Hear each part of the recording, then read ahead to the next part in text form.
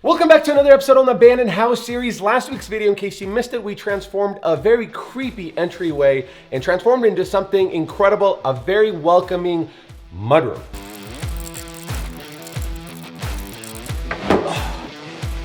Oh.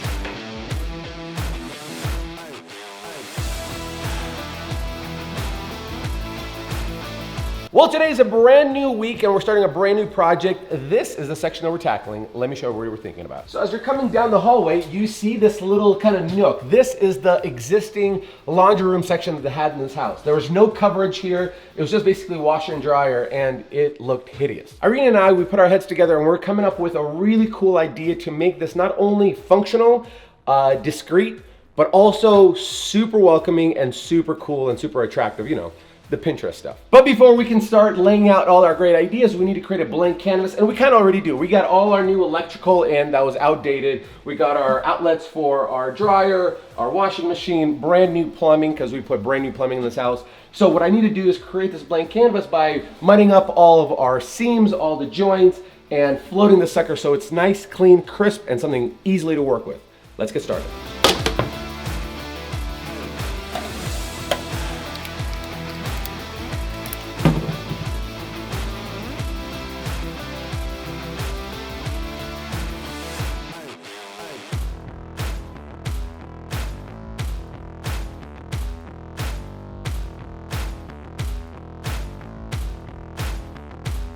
This has to be the most on brand for a 60-year-old house classic thing. Is here's my flooring, and then I'm ripping off this, particle board that they have that some houses, even modern day houses have. And then look what's underneath it. Freaking more tile or laminate tile that they had. I swear with like 50, 60-year-old houses, people just like cake on stuff and they don't just take the old stuff off.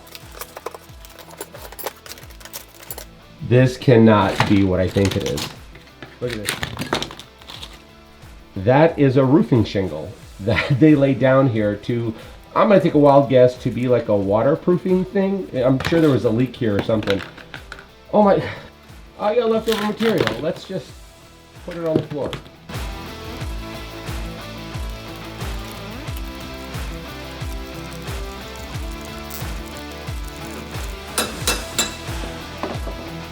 Oh my God.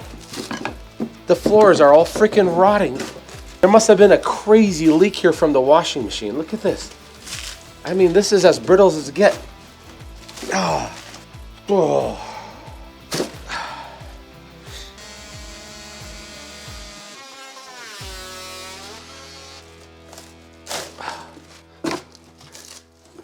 All right, so the good news is the leak didn't travel too far. It looks like this particle board absorbed it. In fact, on the backside, you could see it sucked it all in, swelled this up, made it all brittle, and then it stopped. As you can see, this is the dry section. That's where I cut that off. So now that that's done, and the great news is it didn't damage my planks, which I don't know if you knew this, because I didn't, but not only is the outside framing, instead of OSB, they use planks, but they also use planks on kind of like your subfloor and then put something on top of it. So what I'm going to do is cut a piece of plywood, slap it on, and then we'll have a nice solid surface that's going to last us a lot longer, and then we'll definitely tile this section to prevent any future damage from any other leaking, washing machines that ever come arise. So stop this problem to make this house last a little bit longer. So here's what Irene and I were decided to do on this background first. We're going to do Shiplap, and I know, like I said in my previous video, I want to avoid using because it's so expensive, but something creepy and horribly functional space like this, you kind of have to throw some dollars at it. So what I think we're going to do is do vertical shiplap, but not just the background. We're also going to do the sides as well, so it kind of creates its own space. But what I was thinking is, instead of keeping the shiplap white, we paint it like a cool flat black, and then have like natural wood accent tones for the floating shelves that'll go up there. And I think that'll contrast it like super cool, make it super modern. So vertical shiplap, start it around the corners here, work our way out, and see how that turns out. Guys, I'm gonna tell you the secret sauce to me being able to run at such a high level, high capacity, tackling all these projects, because I know you guys are always like, this guy must be on something because he is talking way too fast, he's doing way too much, and it's true. And the only way I can do that is by taking care of my body. I work out every single day, I do cold plunges every single day for both physical and mental health, but also I started meditating, and recently I started using therapy. And that's where I'm very excited to share the sponsors of today's video that we've partnered with many a times before, BetterHelp. Starting therapy can be very hard, to be honest with you. I remember reaching out to my friend to see who she uses for her therapist, and she's like, I'd love to recommend you, but they're not taking any new patients, and that could be very hard to take the next step. And then at the same time, finding a local therapist in your area is extremely difficult, not to mention a guy like myself, I don't like these face-to-face conversations, so that could be a little uncomfortable. BetterHelp connects you with a licensed therapist who's trained to listen and give unbiased advice. And with BetterHelp, you can have your sessions either video chat, phone call, text messaging, whatever's most comfortable for you, that's where BetterHelp comes in. BetterHelp can match you with one of 30,000 therapists in their network, which gives you access to a wide range of expertise that may be available in your area. To get started, you fill out a questionnaire to help assess your specific needs, and then you get matched with a therapist in most cases within 48 hours or less. You'll be able to schedule a therapy session at any time that's convenient for you. And if the therapist you've matched with doesn't feel like a right fit, which can be common when starting therapy, you can switch to a new therapist at no additional cost without stressing about insurance or who's in your network or anything like that. Look, many people, just like myself, spend countless amount of hours every week at the gym to try to take care of their body with the hopes it can help their mind. So why not give your mind the same level of attention? Over 4 million people have started using BetterHelp to live a happier, healthier life. And the great thing about it is you can too. So if you think that you might benefit from BetterHelp, head to betterhelp.com/Mr. Build It, or simply just click the link in the description below. Clicking that link not only helps support this channel, but you will also receive 10% off your first month of BetterHelp, so you can start connecting with a therapist and see if you might benefit from it. Thank you, BetterHelp, for help support this channel, supporting me and my brain.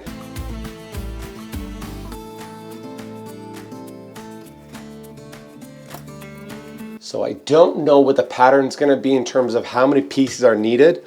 So the way I kind of rationalize it is you start with a full piece, kind of like tile, the first section that your eyes catch on. So I'm assuming people would walk in from here, and this is the first corner. This is a secondary from this side. So I think based off of my logic, I'm gonna start from that corner and then work my way this way, then we'll see what the rest does. This is kind of the best option that I can think of so far.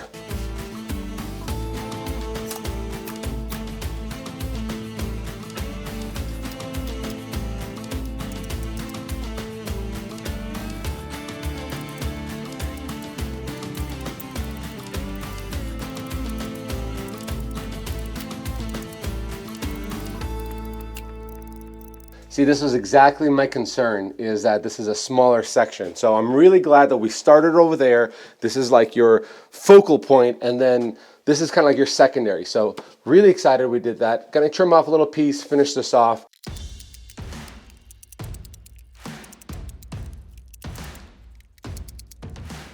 Man, Shiplap really turns the space around, especially a freaking Dungeness, ugly looking space. But now we're gonna start working on our shelves like I mentioned. Typically when I do built-in shelves, it's a lot easier than floating shelves to a degree, because they're not focusing on like finishing touches and precision in the shop. You just kind of build them on space. So what I like to do for framing, 2x2 little stock wood, create the frame itself, attach it to my studs. Very important you have studs on the sides. We'll throw 2 shelves up, and then we'll start focusing on our countertop. Measured out where I want my shelves. An average washer, dryer, modern stuff kind of ranges between 35 and 39 inches tall. That's what I've kind of went to Lowe's and kind of figured out where it was. Gave myself about 17 inches of folding space. That's about your countertops to your upper kitchen cabinets.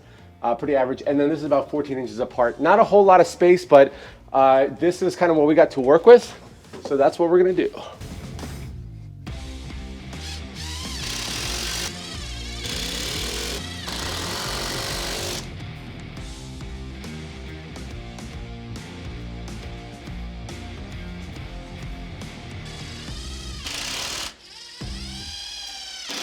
Now all we gotta do is rinse and repeat one more time.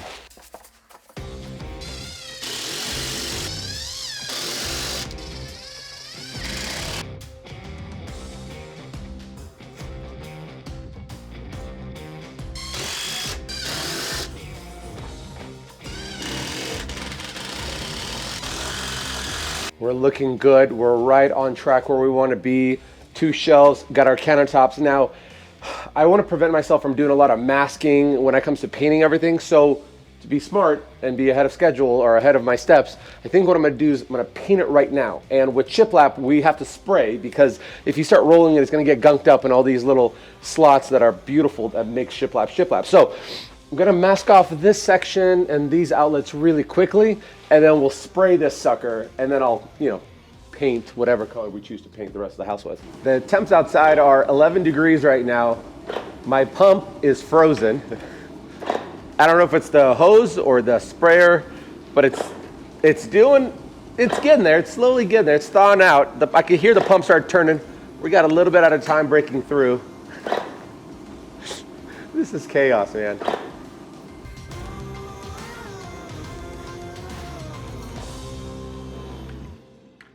Woo! We're flowing now, baby!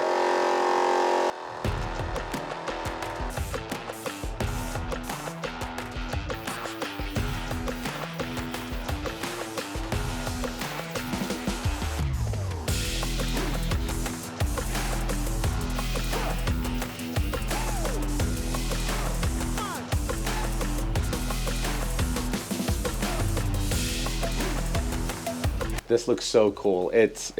I know it darkens the space. It doesn't make it as big, but we're not shooting for big. We're shooting for like cool appeal. So because how cold it is, I got some heaters fans here. It's really slow to dry. I do need to hit it with another coat, but while it's drying, we could start, look at all this, that's cold. While it's drying, we could start building our shelving, and here's what I'm thinking. Got this 3/4 inch maple ply and some edge band veneer. So what we're gonna do is we're gonna start building the 3 sides to our shelves, the top, the bottom, and the front. And then hopefully we can, once we secure it, we could just slide it in and then put a couple of brad nails and it won't go anywhere. Now, when it comes to building the top and the bottom and then the front face will have exposed plywood edge on top and the bottom. So we're gonna use edge band veneer, cover that sucker up so it'll look flawless.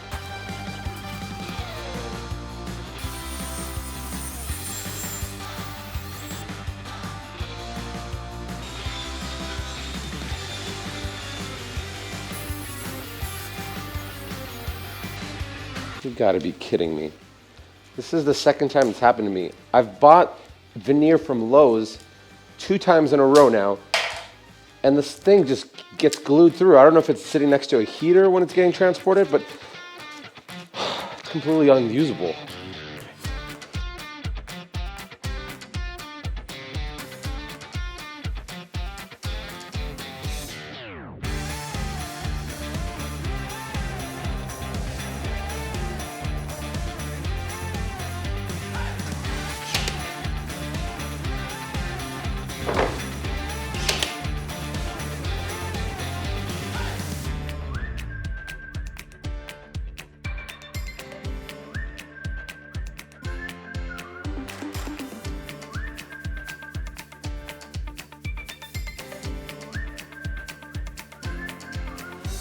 These shelves are looking really good. Gonna hit them up with a little bit of weathered oak, the classic stain that we go here with Mr. Build It channel.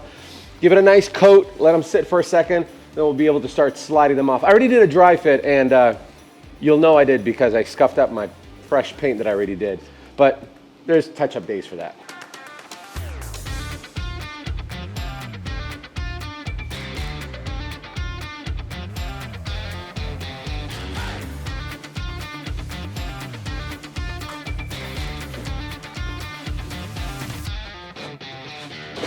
That is a damn near perfect fit, apart from a little few casualties that we'll touch up, no big deal. That's a great stain. With that black background, that is a great, great look.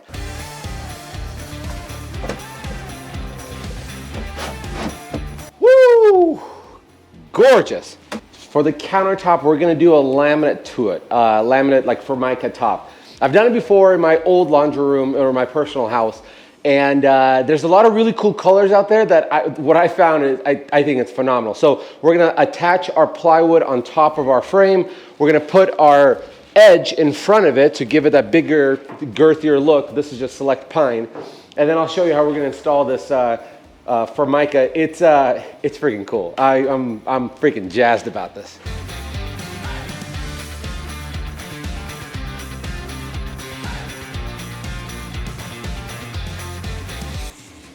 69, okay. If this doesn't go in, worst case scenario, I can cut it in half, but I really want to avoid doing that. This looks promising. Easy does it. Ooh, that's gonna be a big scuff here. I wonder if I could press on here. Oh, that's not bad at all. Oh, that's not bad at all. I'm gonna need to cut my 1x3 so I can attach it directly and glue it directly to this. This would be my edge. Now here's a measuring trick I learned somewhere on TikTok or something. So it's really hard to get an accurate measurement from one corner to another corner because you have this little radius in your tape measure. So you're like, I don't know, is that 5/8? Is that 3/4? So what you end up doing is, to make your life easier, measure from one side and pick any number. I like to always go with like 1, just because it's easier to do the math. And then from here, from tight corner, measure to your marking. We have 57 3/4. So we just add that extra inch, 58 3/4, and then we'll have a perfect fit going right into it. Put that in your pocket. You're gonna like that one. Look at that. Stays by itself. Perfect cut.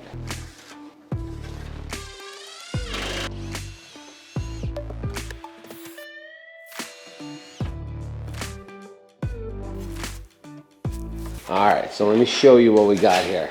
By the way, if you're gonna do this kind of project with laminate, you can't just walk into Home Depot or Lowe's and get it. They don't sell it in stores, at least not in my state.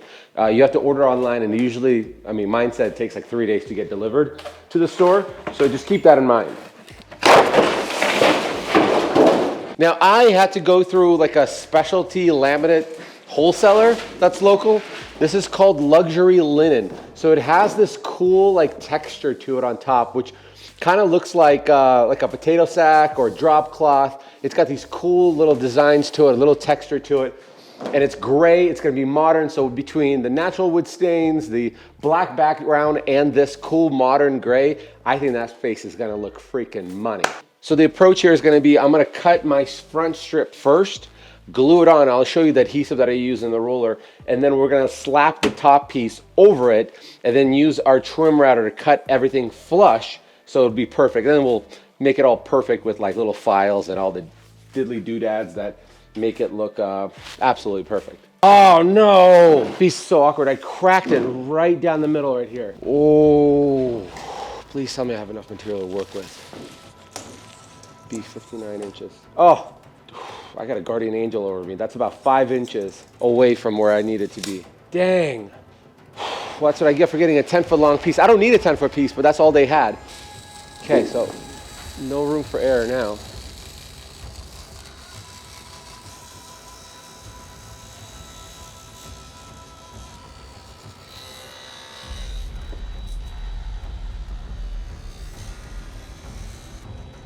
Yeah.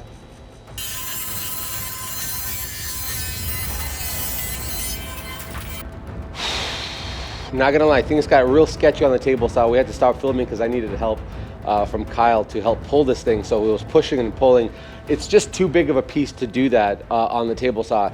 The last piece I had was far smaller. So I think what I'm gonna do when I actually cut this sucker on the large scale is put some plywood down, use my track saw, because the amount of bend in this thing, I'm just afraid to ruin some material that I worked so hard trying to go find.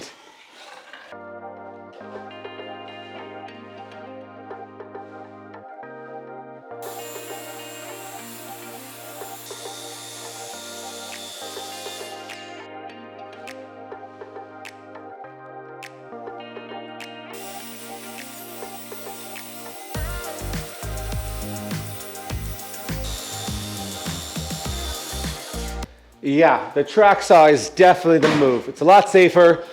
It's a lot easier. The downfall is you got to make sure everything's super square. But apart from that, definitely go with the track saw, especially handling those big pieces. Got our front piece right there. Now the idea here is you use laminate adhesive. So far, out of 2 Home Depots that I've been to, only one had it in stock. None of the Lowe's had it in my area, which is weird. And then you just roll the stuff on. Now you're supposed to roll it on with a special kind of bristled roller. And again, I can't find it in my area except for one store, and that's quite a bit away. So I'm gonna try using a foam roller. Hopefully it turns out fine. The idea here is you apply it on both the adhesive part and on both the laminate part and the area that you're gluing it onto. And at first, there's nothing special about it. It's actually not sticky at all. But after about like 15 minutes, it starts getting tacky, and that's when you start wanting to apply it. Not a whole lot of wiggle room, so you kind of have to plan ahead.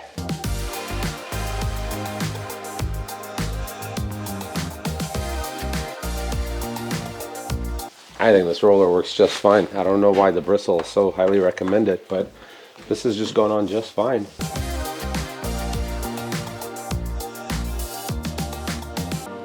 All right, looks like it's getting tacky now. Let's see what we can do here.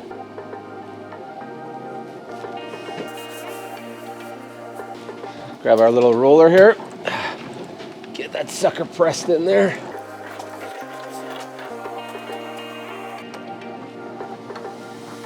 It'll be interesting to see how the cold affects this. The bottle says that it performs best at 65 degrees. It's not 65 in here. It's probably like 15, 18, 20 maybe. But I got a heater going here, so fingers crossed that we don't screw ourselves over. I'm feeling hopeful and optimistic here. That looks good already. All right, start putting some stuff on top.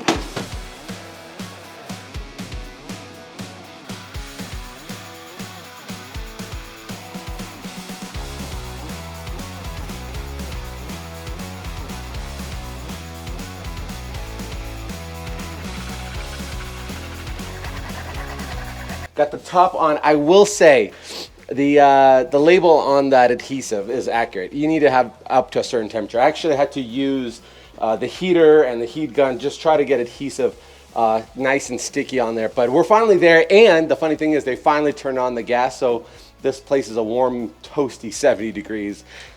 I'm gonna have to layer down here in a second. But we got it on. As you can see, this is standing proud here, just like we planned. I'm gonna use a flush trim router. It'll use this wheel to guide it along this piece without interfering or cutting anything, creating a flush. Then I'm gonna use my little file to make it nice and rounded over so it's nice and smooth. Let's power on our engines.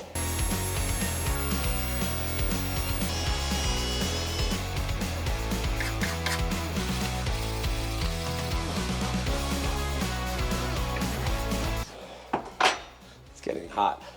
It's cold outside and I'm finally getting hot.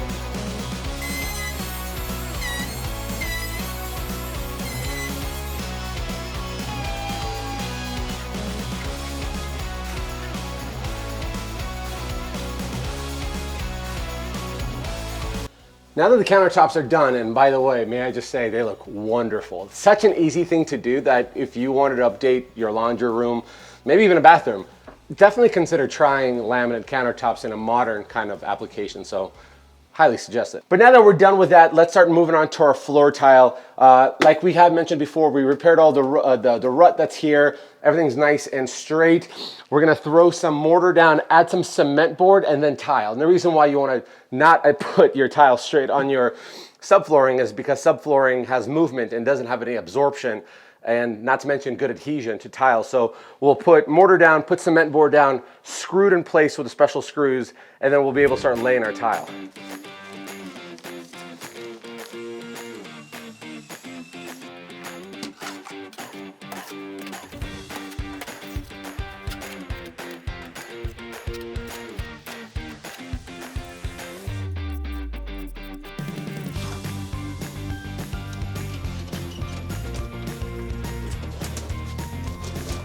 So here are the Hardy-Backer screws. They're nice and coarse, nice and thick. They have a special coating for this. So this will clamp this sucker down, so we'll be able to not only have good adhesion, but we'll also be able to start putting our tile and not have to wait overnight about this.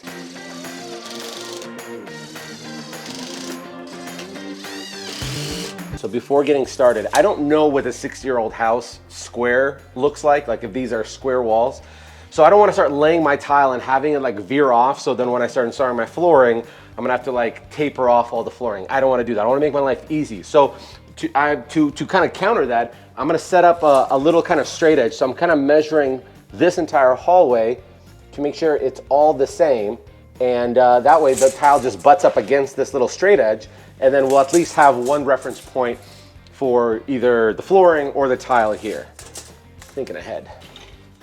Starting to think I should have done this a lot earlier. So these are leveling for tile leveling kits. The great thing about them is they're spacers, and at the same time they lift your tile or lower your tile, so make sure they're on the same plane. It's the greatest invention since sliced bread. I've used these, but I'm at Lowe's. I used these probably on 4 other tile job projects I've ever had. So you could definitely reuse them, except for the lifters themselves. Those kind of break off. But once I get all these out of here, I'm gonna start installing my tile. This one's called Noir, I think, by Allen and Roth, maybe. It's black, it's perfect because it matches everything. You're not gonna see it because, you know, the washer dryers are gonna sit over it, but we'll back butter it, slap our mortar on it, get our tile spacers and lifters in place, make sure it's all on the same plane. Because without these suckers, you're gonna have all these waves if you're not a professional tile installer.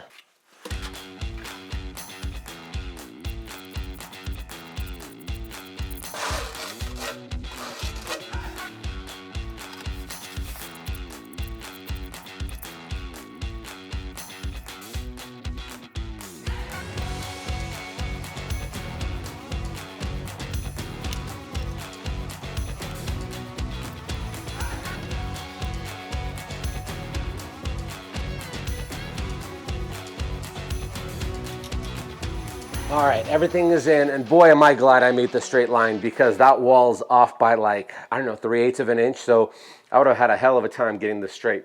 This is gonna be drying overnight. Thank God we have heat turned on, because this will cure well overnight.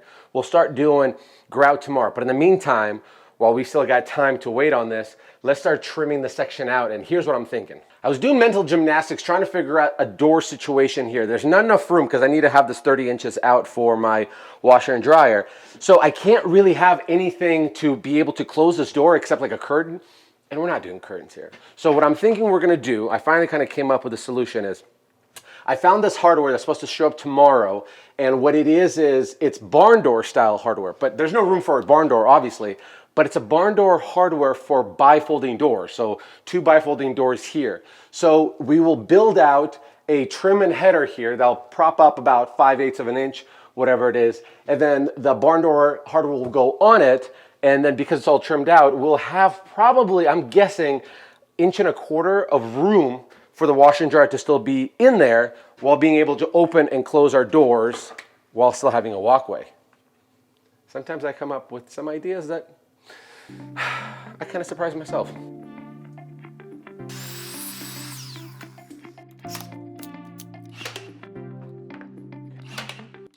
Anytime you're installing a barn door and you're putting a header, which I highly recommend, because the chances of the studs lining up with the holes on the bar for the overhang barn door, it's unlikely. Make sure you're using a hardwood. Don't use MDF. That sucker is gonna fall on your head. Don't do that.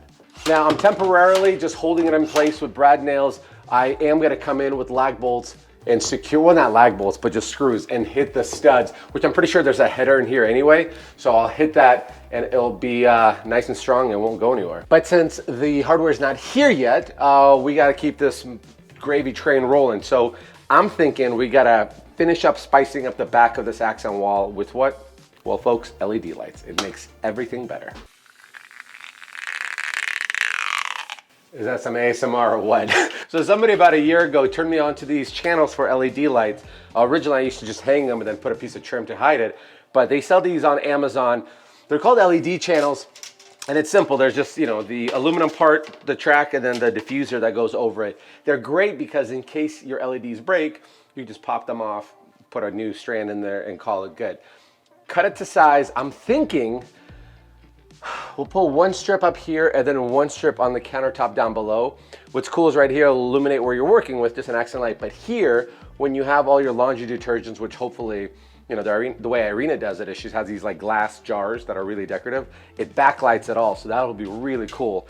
Let me throw this back in, cut it to size, we'll throw it in place, and we'll put the LEDs and see how it looks.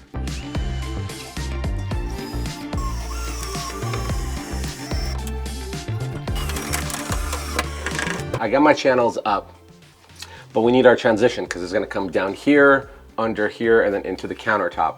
This section right here, we have to hide the LED. So I'm still gonna use these channels, but the diffuser, I'm gonna paint it black so you can't see it. So that'll solve the problem. But the issue that I'm having is I have to drill a hole through here. And the way these drills are set up, or any drill, is as soon as you go into the corner like this, by the time the drill bit gets halfway through, it's already gonna start encroaching into that wall. But I also have to get it tight in there. So maybe do a little bit on top, a little bit at the bottom, hopefully it meets halfway and I could feed my LED through.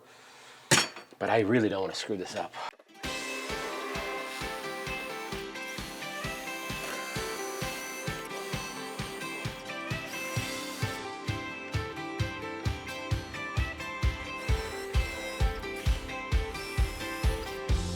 I actually think this might work. We're just gonna fish it all the way through. So we'll put a strip down, tape it through this, feed it through, run it across.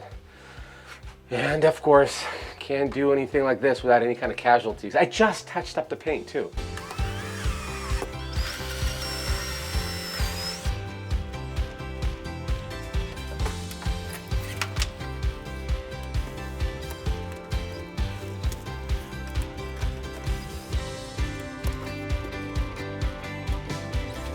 It actually worked. Oh, gorgeous.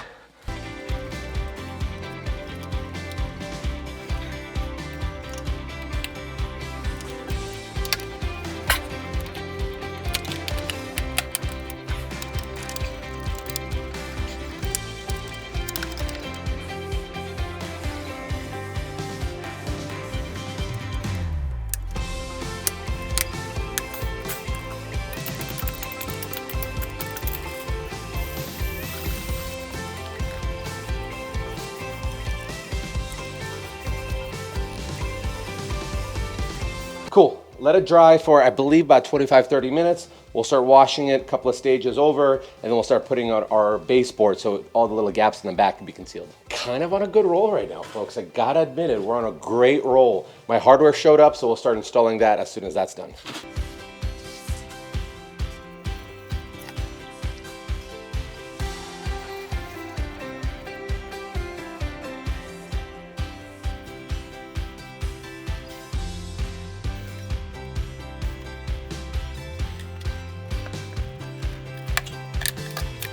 This is what I found on Amazon, and I did not know that this product existed. So this is barn door hardware, right? Your classic barn door hardware that slides, but it's made for bifolding doors, which these are the bifolding doors. You'd have them in your closet, in bedrooms, very classic stuff.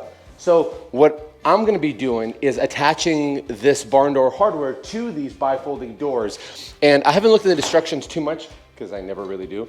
But it seems pretty easy. It seems like you just screw this little connector to the tops of them and then put them in place, and they should be able to do it. Again, never done it, and I'm probably gonna do it wrong the first time, but we'll figure it out together.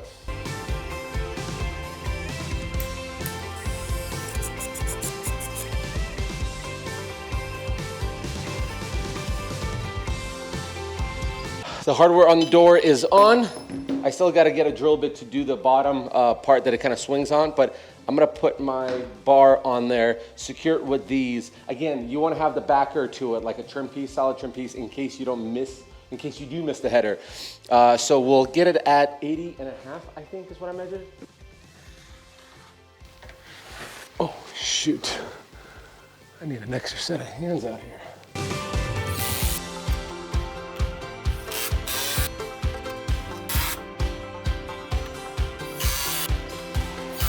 It looks straight, it's dirty. Bring our door in and see what we did wrong.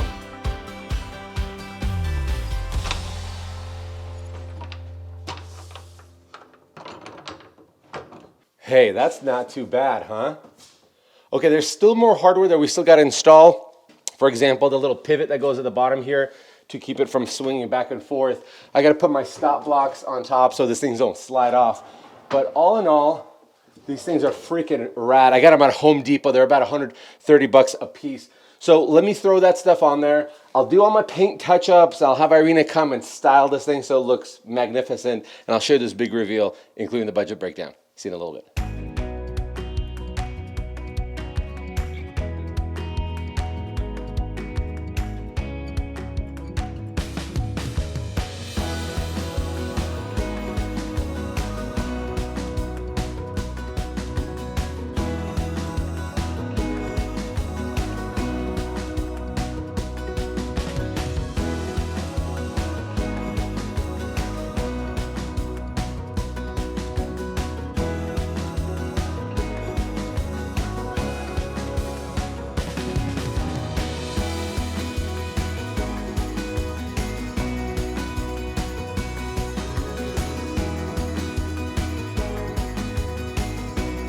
Let's talk about the budget breakdown for this hallway laundry. The shiplap and trim was $303. For the shelves, it was $116. The countertops were $272. For all the tile and all the things for it was $63. The lights were $47. The doors were $278. The hardware for the doors was $170. And the paint and a few miscellaneous things was $140, making this grand total $1,389. Guys, this laundry came out incredible, and I think Irina's design touch here made it even more special. Speaking of design, Irina's an interior designer, and she cultivated this art collection that you could download from her website and take it to any Kinko's or Walgreens, CVS, whatever place has a photo center, and print them out exactly to dimensions of the picture frames that you can have in your house. I'll be sure to link her site and her Instagram down in the description below. Make sure you check that out. In the meantime, make sure you check in next week where we're going to be tackling this tiny bathroom and see if we can make it a far larger space for this tiny abandoned house remodel. In the meantime, here's a video I think you might enjoy.